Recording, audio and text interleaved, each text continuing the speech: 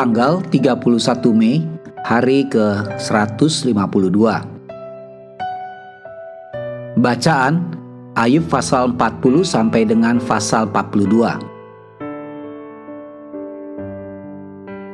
Tanggapan dan upah untuk Ayub. Garis besar. Meskipun Ayub mau mengakui kuasa dan kebijaksanaan Tuhan, masih ada pertanyaan tentang keadilan Allah. Ayub pasal 40 ayat 8. Sekali lagi Tuhan menantang Ayub untuk konfrontasi tatap muka. Melalui interogasi, undangan, dan ilustrasi, Tuhan membawa Ayub ke titik pertobatan karena sikapnya yang lancang.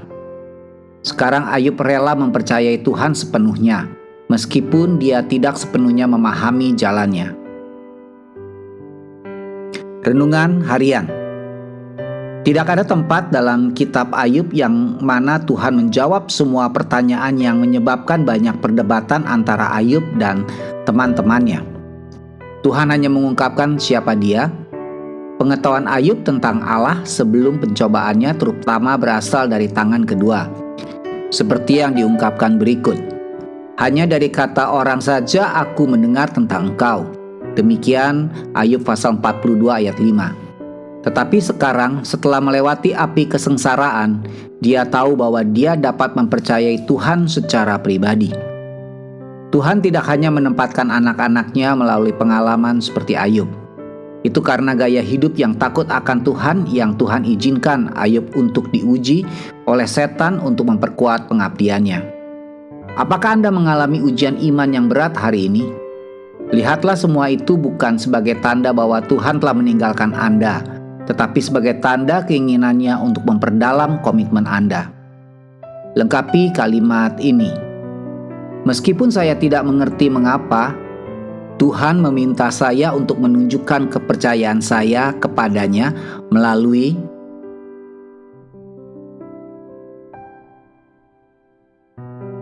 berdoalah untuk iman yang tidak akan tenggelam ketika Anda berada dalam badai pencobaan.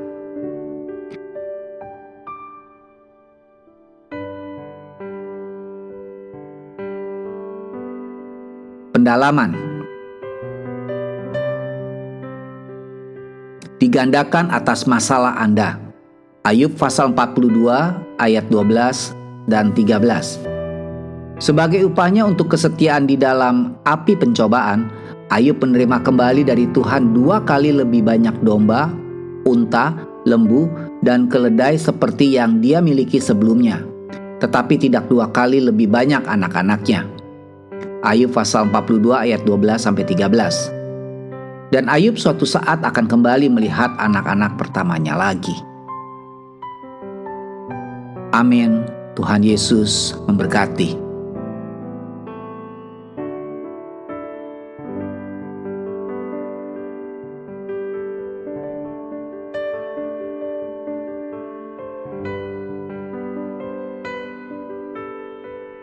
Ayub pasal 40.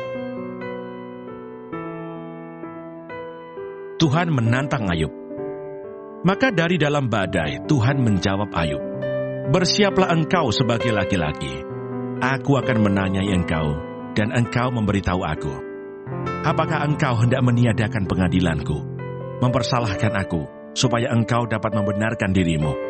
Apakah lenganmu seperti lengan Allah, dan dapatkah engkau mengguntur seperti Dia? Hiasilah dirimu dengan kemegahan dan keluhuran. Kenakanlah keagungan dan semarak. Luapkanlah marahmu yang bergelora. Amat-amatilah setiap orang yang congkak dan rendahkanlah dia. Amat-amatilah setiap orang yang congkak, tundukkanlah dia, dan hancurkanlah orang-orang fasik di tempatnya. Pendamlah mereka bersama-sama dalam debu. Kurunglah mereka di tempat yang tersembunyi. Maka aku pun akan memuji engkau, karena tangan kananmu memberi engkau kemenangan." Lukisan tentang kuda Nil. Perhatikanlah kuda Nil yang telah kubuat seperti juga engkau. Ia makan rumput seperti lembu. Perhatikanlah tenaga di pinggangnya, kekuatan pada urat-urat perutnya. Ia meregangkan ekornya seperti pohon aras. Otot-otot pahanya berjalin-jalinan. Tulang-tulangnya seperti pembuluh tembaga. Kerangkanya seperti batang besi. Dia yang pertama dibuat Allah, makhluk yang diberinya bersenjatakan pedang. Ya, bukit-bukit mengeluarkan hasil baginya, di mana binatang-binatang liar bermain-main. Di bawah tumbuhan teratai ia menderum, tersembunyi dalam gelagah dan payah. Tumbuh-tumbuhan teratai menaungi dia dengan bayang-bayangnya. Pohon-pohon ganarusa mengelilinginya. Sesungguhnya biarpun sungai sangat kuat arusnya, ia tidak gentar, ia tetap tenang. Biarpun sungai Yordan meluap melanda mulutnya, dapatkah orang menangkap dia dari muka, mencocok hidungnya dengan keluhan? Lukisan tentang buaya. Dapatkah engkau menarik buaya dengan kail, atau menghimpit lidahnya dengan tali? Dapatkah engkau mengenakan tali rotan pada hidungnya, mencocok rahangnya dengan kaitan?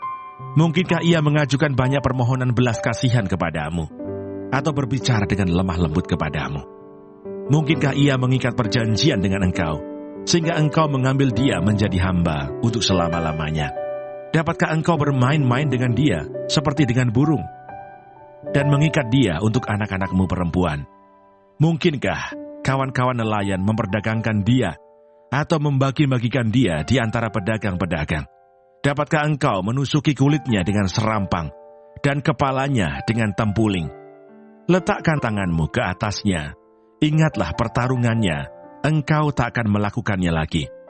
Sesungguhnya harapanmu hampa, baru saja melihat dia, orang sudah terbanting.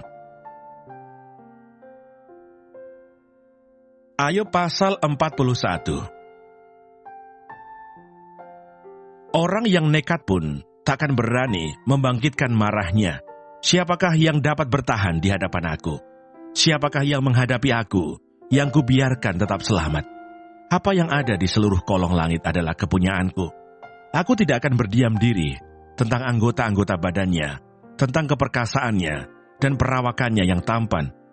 Siapakah dapat menyingkapkan pakaian luarnya?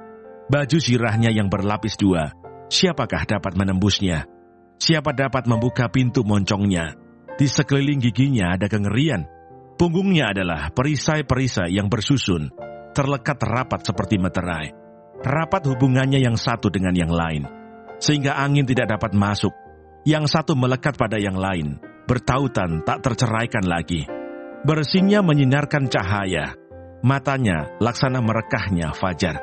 Dari dalam mulutnya keluar suluh, dan berpancaran bunga api. Dari dalam lubang hidungnya mengepul uap, bagaikan dari dalam belanga yang mendidih dan menggelegak isinya. Nafasnya menyalakan bara, dan nyala api keluar dari dalam mulutnya. Di dalam tengguknya ada kekuatan, ketakutan berlompatan di hadapannya. Daging gelambirnya berlekatan, melekat padanya, tidak tergerak. Hatinya keras seperti batu kilangan bawah.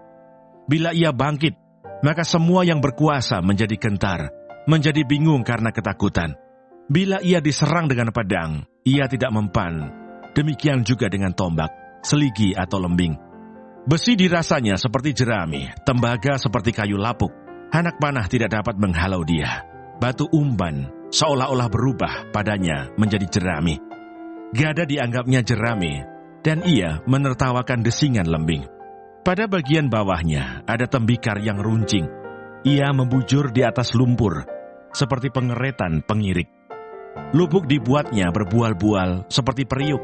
Laut dijadikannya tempat memasak campuran rempah-rempah. Ia meninggalkan jejak yang bercahaya, sehingga samudera raya disangka orang rambut putih. Tidak ada taranya di atas bumi. Itulah makhluk yang tidak mengenal takut. Segala yang tinggi takut kepadanya. Ia adalah raja atas segala binatang yang ganas. Ayub pasal 42. Ayub mencabut perkataannya dan menyesalkan diri. Maka jawab Ayub kepada Tuhan, "Aku tahu bahwa engkau sanggup melakukan segala sesuatu, dan tidak ada rencanamu yang gagal. Firman-mu, siapakah dia yang menyelubungi keputusan tanpa pengetahuan? Itulah sebabnya, tanpa pengertian aku telah bercerita tentang hal-hal yang sangat ajaib bagiku dan yang tidak ku ketahui. Firman-mu, dengarlah, maka akulah yang akan berfirman. Aku akan menanyai engkau, supaya engkau memberitahu aku. Hanya dari kata orang saja aku mendengar tentang engkau. tetapi sekarang mataku sendiri memandang engkau. Oleh sebab itu, aku mencabut perkataanku, dan dengan menyesal, aku duduk dalam debu dan abu. Keadaan Ayub dipulihkan. Setelah Tuhan mengucapkan firman itu kepada Ayub, maka firman Tuhan kepada Elifas, orang Teman, "Murkaku menyala terhadap engkau dan terhadap kedua sahabatmu, karena kamu tidak berkata benar tentang aku, seperti hambaku Ayub. Oleh sebab itu, ambillah 7 ekor lembu jantan dan 7 ekor domba jantan, dan pergilah kepada hambaku Ayub. Lalu persembahkanlah semuanya itu sebagai korban bakaran untuk dirimu. Dan baiklah hambaku Ayub meminta doa untuk kamu, karena hanya permintaannya lah yang akan kuterima, supaya aku tidak melakukan aniaya terhadap kamu. Sebab kamu tidak berkata benar tentang aku, seperti hambaku Ayub." Maka pergilah Elifas orang Teman, Bildad orang Suah, dan Zofar orang Naamah. Lalu mereka melakukan seperti yang difirmankan Tuhan kepada mereka, dan Tuhan menerima permintaan Ayub. Lalu Tuhan memulihkan keadaan Ayub. Setelah ia meminta doa untuk sahabat-sahabatnya, dan Tuhan memberikan kepada Ayub 2 kali lipat dari segala kepunyaannya dahulu. Kemudian datanglah kepadanya semua saudaranya laki-laki dan perempuan, dan semua kenalannya yang lama, dan makan bersama-sama dengan dia di rumahnya. Mereka menyatakan turut berduka cita dan menghibur dia oleh karena segala malapetaka yang telah ditimpakan Tuhan kepadanya. Dan mereka masing-masing memberi dia uang 1 kesita dan sebuah cincin emas. Tuhan memberkati Ayub dalam hidupnya yang selanjutnya lebih daripada dalam hidupnya yang dahulu. Ia mendapat 14.000 ekor kambing domba dan 6.000 onta, 1.000 pasang lembu, dan 1.000 ekor keledai betina. Ia juga mendapat 7 orang anak laki-laki dan 3 orang anak perempuan. Dan anak perempuan yang pertama diberinya nama Yemima, yang kedua Kesia, dan yang ketiga Keren Hapuh. Di seluruh negeri tidak terdapat perempuan yang secantik anak-anak Ayub, dan mereka diberi ayahnya milik pusaka di tengah-tengah saudara-saudaranya laki-laki. Sesudah itu Ayub masih hidup 140 tahun lamanya. Ia melihat anak-anaknya dan cucu-cucunya sampai keturunan yang keempat. Maka matilah Ayub, tua dan lanjut umur.